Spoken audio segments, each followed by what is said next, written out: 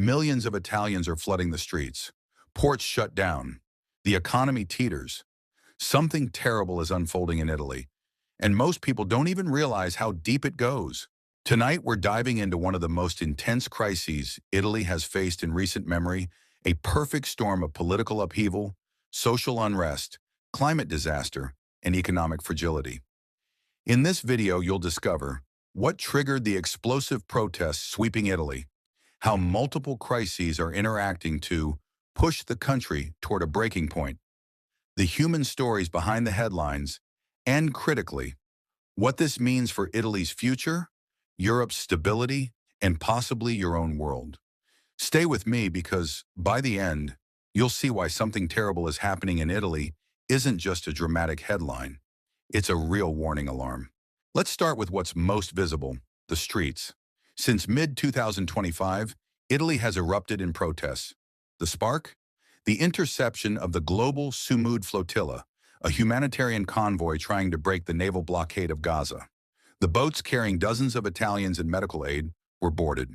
In response, unions called a general strike on October 3rd, and estimates suggest over 2 million people participated. Across cities, Rome, Naples, Milan, Bologna, transportation halted, schools shut, ports blocked. In Rome alone, the strike crippled metro, rail, and bus services. The protests haven't always been peaceful. Some banners praised Hamas' October 7th attack, touching a nerve in a predominantly Catholic country. In Rome, around 200 protesters clashed with riot police near the Basilica of Santa Maria Maggiore.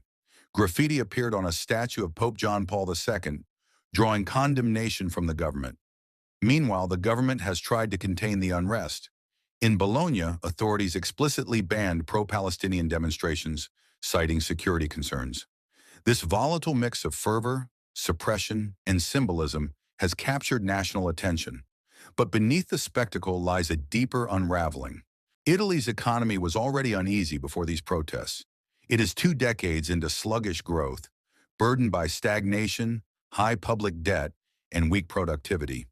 Power costs in Italy are among the highest in Europe, largely because 40% of electricity relies on imported natural gas. When factories limit output or close, energy demand falls, but this also erodes industrial competitiveness and tax revenues. In 2025, the government's budget appears superficially stable, a drop in the deficit from prior years and a credit rating upgrade. But analysts caution that much of this is superficial or based on temporary EU COVID recovery funds. Real, not structural, reform. Wages, meanwhile, are still below 2008 levels. Growth for 2025 is expected at just 0.6%. To fund its ambitions, tax cuts, social spending, the government plans to raise 11 plus billion euros from banks and insurance companies over the next few years. That's a contentious move. Financial institutions argue that squeezing them further could destabilize the sector. But that's not all. The EU is preparing to challenge Italy for its use of golden power in the banking sector, accusing Rome of impeding mergers and competition. The result? A government walking a tightrope, trying to juggle social demands, economic fragility, and pressure from Brussels. Italy is also on the front lines of climate crises, and in 2025, it's feeling the heat, literally. Summer brought record temperatures, widespread drought, and rampant wildfires, especially across southern Italy and the islands. These disasters didn't just devastate land and forests. Agriculture, tourism, and rural communities paid a steep price. Then as seasons shifted, heavy rains and storms returned. Authorities issued red alerts in Tuscany and Emilia-Romagna after torrential rainfall triggered flooding and landslides in parts of central and northern Italy. Roads and bridges were damaged, homes flooded.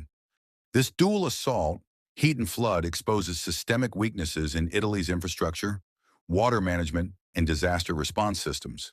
Power grids creaked under heat stress, hospitals struggled, evacuation logistics failed in more than one region, and behind every flood photo or burned hillside is a human story.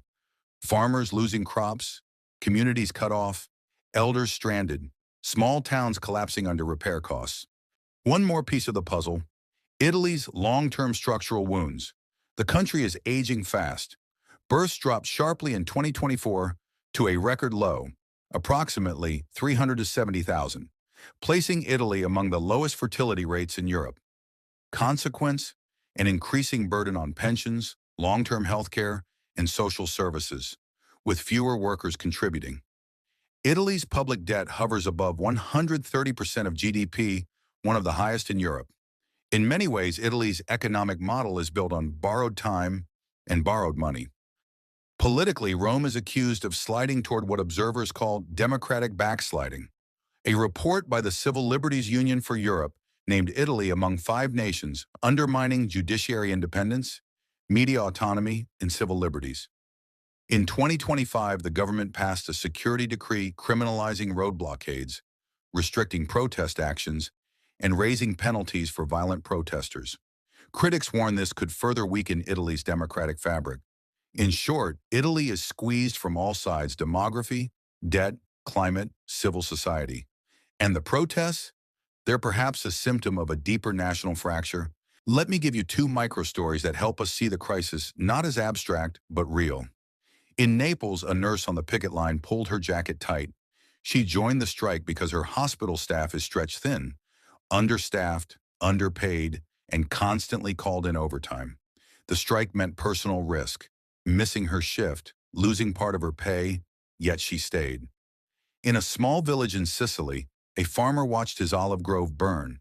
This was not just property loss. This was inheritance, identity, income.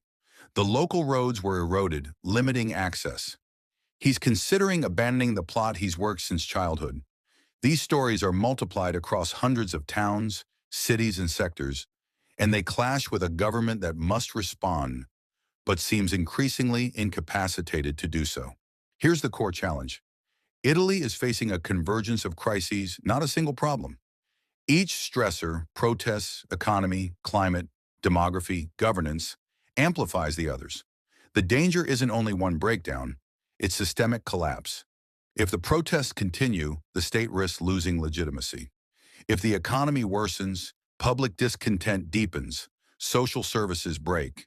If climate extremes persist, the physical infrastructure buckles. If the demographic drain continues, long-term recovery becomes impossible. Italy now stands at a threshold. Can it reconfigure itself, or will it spiral into fragmentation? Let's examine 3 scenarios. A. Managed transformation. B. Controlled decline. C. Collapse and fracture. Italy could leverage this crisis as a turning point. Government might pursue a Green New Deal-style investment, infrastructure overhaul, resilient water systems, renewable energy rollout, reform of the bureaucracy and judiciary, to revive investor confidence, a demographic policy to encourage birth rates, immigration, and youth retention. A new social contract, strengthen welfare, decouple basic services from political whims. This path requires political will, coalitions, and credible leadership and enormous investment. The country muddles through year by year. The protests ebb and flow. Economic growth floats near zero. Debt remains high. The demographic hole widens. Italy becomes a perpetual underperformer in Europe, a burden on the EU. Worst case, a triggering event, a massive flood, debt default, major political breakdown that leads to regional autonomy movements, fiscal failure, or even social unrest spilling into violence. Italy becomes broken economically, socially, politically. Which path unfolds depends on one key variable: agency, the willingness of political, social, and economic actors to cooperate in shared sacrifice and bold reform. The protests symbolize that pressure from citizens is mounting, but whether they catalyze or destabilize remains to be seen. The pivotal moment may already be here: the general strike of October 3rd, 2025. That was when the fault lines became impossible to ignore, when ordinary services shut down, when governments can no longer pretend business as usual. If the government responds by doubling down on force and suppression, it risks fueling radicalization. If it tries timid reforms, it may lose credibility. If it attempts sweeping change, it might scramble under pressure from vested interests. That moment defines whether something terrible becomes historic collapse or a wake-up call. Italy is in the throes of an existential crisis, not just protest or inflation, but a cascade of failures across governance, economy, climate, and society.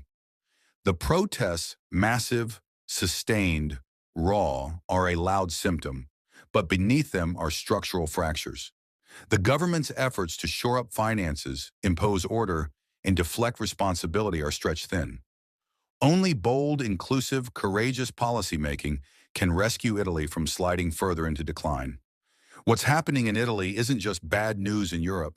It's a case study in how modern states can unravel when multiple vulnerabilities collide. And if you enjoyed the video, make sure to like and subscribe, and check out the channel to find more amazing and new videos.